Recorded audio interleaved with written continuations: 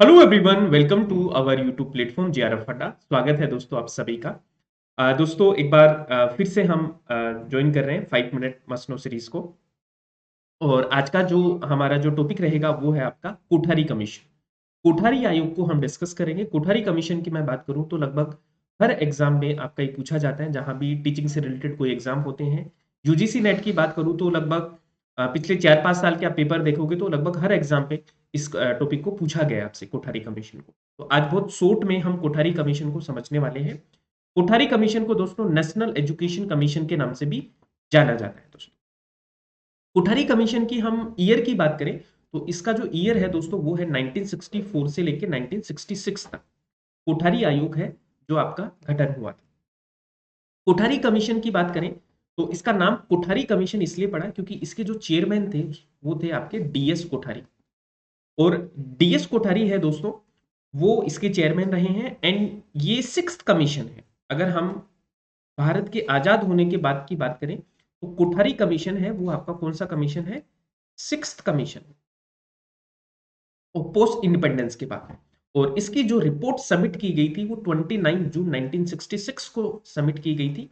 और दोस्तों इसकी जो रिकमेंडेशंस थी वो हमारी भारत की जो पहली शिक्षा नीति आई थी, नेशनल एजुकेशन पॉलिसी ऑन 1968, जो फर्स्ट आपकी एनईपी आती है 1968 में, उसमें इसके रिकमेंडेशन है उनको क्या किया गया था? शामिल भी किया गया था। अब दोस्तों इसके कुछ मेन पॉइंट्स हैं, उनको हम डिस्कस करते हैं।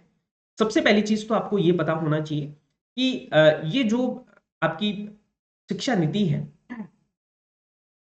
इसका जो आपका ओपनिंग सेंटेंस है, वहां से कई बार क्वेश्चन आते हैं। तो इसका जो ओपनिंग सेंटेंस है दोस्तों वो है the destiny of India is being seed in her classroom.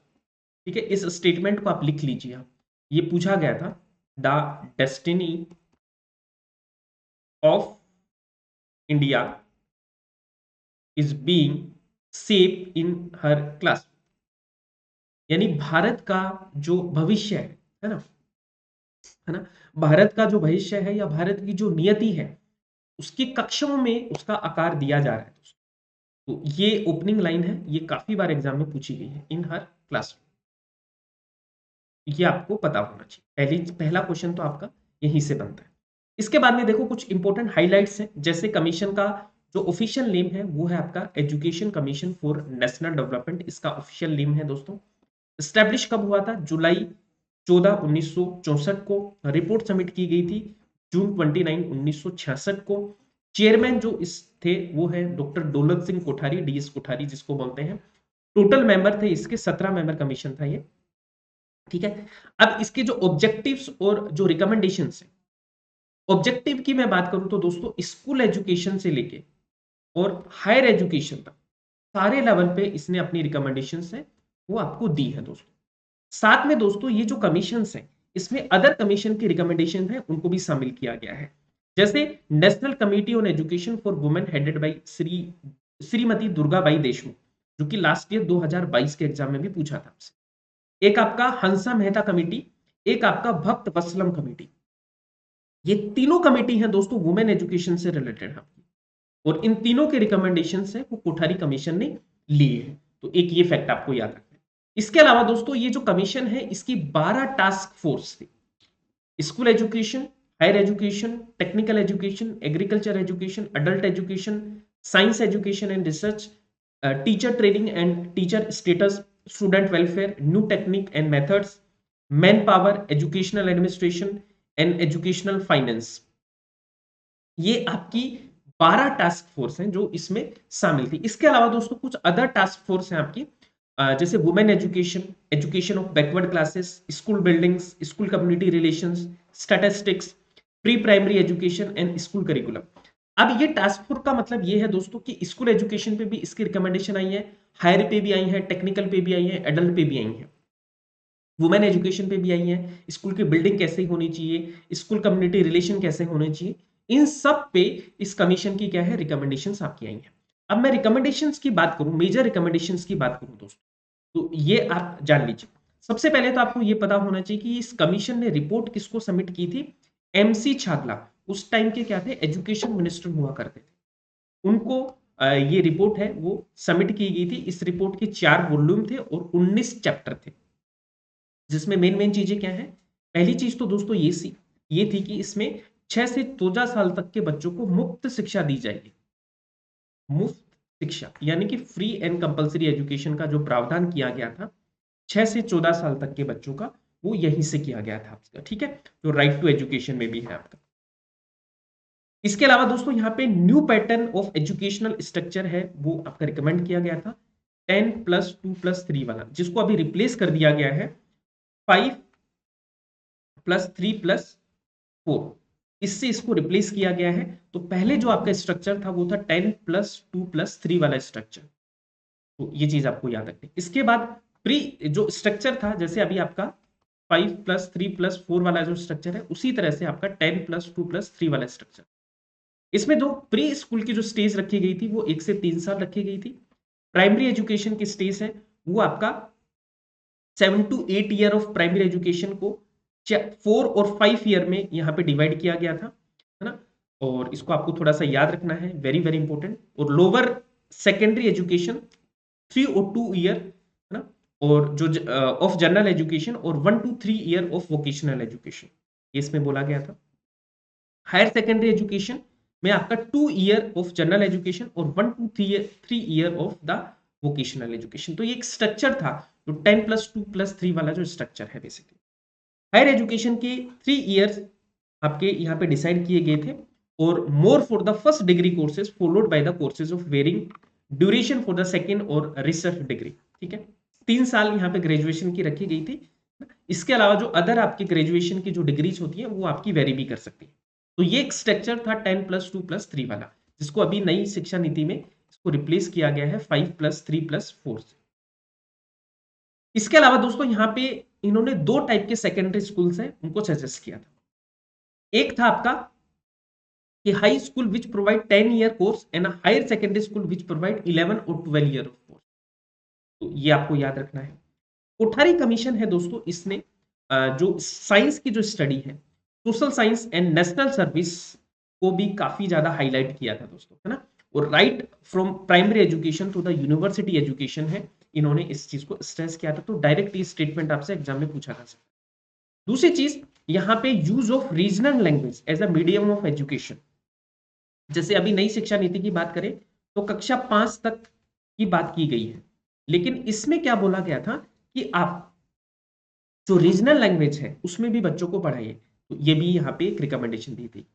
एक दोस्तों इसने common school system of public education है, ये भी रिकमेंड किया था। यहाँ पे दोस्तों एक रिकमेंडेशन इसकी थी, पार्ट टाइम एजुकेशन भी प्रोवाइड की जानी चाहिए, है ना। ये भी इसने बात की। एक कमीशन ने फिक्सिंग ऑफ एडमिशन एज, यानी एडमिशन की एज फिक्स कर दी थी कि भाई नॉट लेस देन 4 ईयर्स, है ना। कम से कम भाई 4 साल का बच्चा तो हो एडमिशन करेगा, तो ये इसने फिक्स कर दिया था।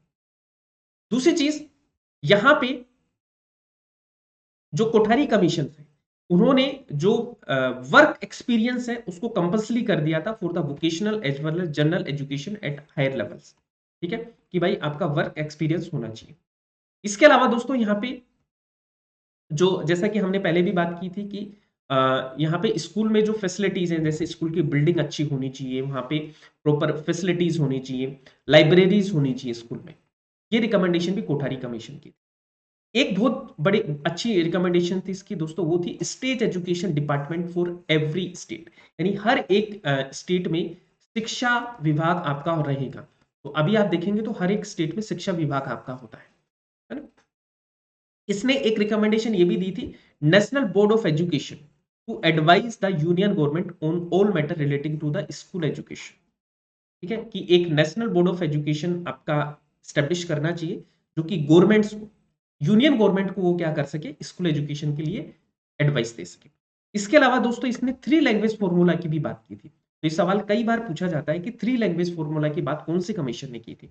एक तो देखो इसने बोला 3 लैंग्वेज फॉर्मूला में कि भाई एक तो रीजनल लैंग्वेज में आप या मदर टंग में एजुकेशन दीजिए, एक नेशनल लैंग्वेज जिसको हम हिंदी, इसमें आप अपनी एजुकेशन दीजिए, एक दोस्तों कोई भी मॉडर्न या यूरोपियन लैंग्वेज हो सकती है जैसे आपका इंग्लिश, इसमें आपको एजुकेशन दे।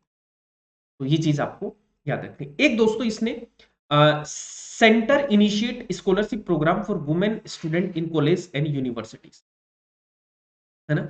एक ये इसने एडवाइस किया था कि centre initiate school scholarship programme for women student in college and universities की भाई जो वुमेन स्टूडेंट होती हैं उनको स्कॉलरशिप भी दी जाए। तो ये कुछ मेन मेन रिकमेंडेशंस थी गाइस कोठारी कमीशन की। इसके अलावा इसने बोला कि शिक्षा का 6% जीडीपी का 6% हमें किस पे खर्च करना है, एजुकेशन पे खर्च करना है। एक इसकी ये भी एक मेन रिकमेंडेशन। तो ये कुछ इंपॉर्टेंट रिकमेंडेशन है कोठारी कमीशन की जो आपको याद रखना है एवरीवन, है ना। और इसके अलावा भी दोस्तों बहुत सारी इसकी रिकमेंडेशंस थी जो आप पढ़ लेना, ये पीडीएफ है मैं आपको प्रोवाइड करवा दूंगा, उससे आप इसको देख लेना, तो आपको कंप्लीट इसका मटेरियल है वो मिल जाएगा, ठीक है। ये आपको याद रखना है। तो ये सारी चीजें मैंने बता दी हैं, आप इसको डिटेल से पढ़ना चाहें तो ये इसको पढ़ लेना, इसका पीडीएफ आपको मिल जाएगा। तो थैंक यू सो मच, उम्मीद करता हूँ कि ये सेशन आपको पसंद आया होगा। अभी दोस्तों मैं आपसे कुछ क्वेश्चन पूछने वाला हूँ, क्वेश्चन एंड आंसर आप बताना कि जो कोठारी कमीशन है वो कौन सा कमीशन था भारत का। अगर हम एजुकेशन कमीशन की बात करें तो कौन से नंबर का कमीशन था, एक तो आपको ये बताना है। दूसरा आपको बताना है कि कौन सी शिक्षा नीति में कोठारी कमीशन की रिकमेंडेशन है वो दी गई थी, पहली दूसरी या तीसरी शिक्षा नीति में कोठारी कमीशन की रिकमेंडेशन। एक दोस्तों इसका ओपनिंग स्टेटमेंट क्या है जो आपसे पिछली बार एग्जाम में पूछा गया था। ये सवाल है जिनके जवाब आपको देने हैं क्लास के बाद में, कमेंट करके देना है और आपको बताना है कि आपको ये सेशन कैसा लगा। इसके अलावा दोस्तों अगर आप क्रैश कोर्स ज्वाइन करना चाहते हैं for the paper 1 and paper 2 तो आप क्रैश कोर्स ज्वाइन कर सकते हैं। पेपर 2 में आपको हिस्ट्री पढ़ाता हूँ जिसमें कंप्लीट हिस्ट्री का सिलेबस है वो आपको करवाया जाएगा, ठीक है। ये हमारे पेपर 2 के कोर्सेज हैं, इनको भी आप ज्वाइन कर सकते हैं। जेआरएफ अड्डा आपको इंस्टॉल नहीं किया तो जल्दी से आपको भी इंस्टॉल कीजिएगा, ठीक है। क्रैश कोर्स को ज्वाइन कीजिए जिसमें कंप्लीट पेपर 1 एंड पेपर 2 आपको करवाया जाएगा। Thank you so much everyone, ठीक है। जाते जाते सब लोग लाइक एंड शेयर कीजिएगा, अगर आपको सेशन पसंद आया तो चैनल को सब्सक्राइब करो और बेल आइकन को प्रेस करो। फिर मिलते हैं दोस्तों नेक्स्ट सेशन।